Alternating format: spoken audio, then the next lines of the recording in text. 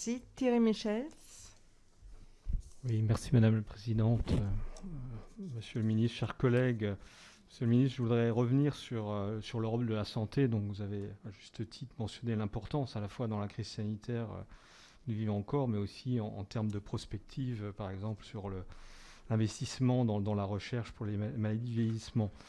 La Commission européenne a annoncé la création d'une autorité de préparation de réaction en cas d'urgence sanitaire, l'ERA, avec un budget de 6 milliards d'euros. Je pense que c'est une belle avancée.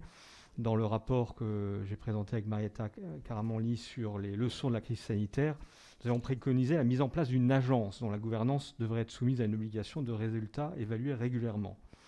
Monsieur le ministre, pensez-vous que la forme prise par l'ERA, à savoir seulement une autorité, pas une agence, lui permettra de remplir pleinement sa mission?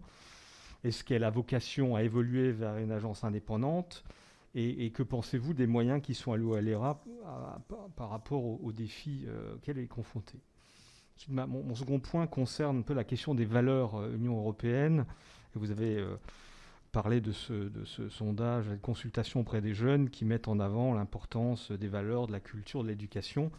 Et donc, vous savez, je plaide pour une Europe polycentrique avec Strasbourg comme capitale européenne. Et nous avons été très choqués à Strasbourg par le refus du président Sassoli d'utiliser le bâtiment Osmose, qui est un bâtiment créé à côté du Parlement, qui permettrait permettre au Parlement d'être plus présent à Strasbourg, et donc dans le cadre d'un rééquilibrage des activités du Parlement européen à Strasbourg. Donc j'aimerais avoir votre sentiment sur la question, quelles sont les actions que vous envisagez.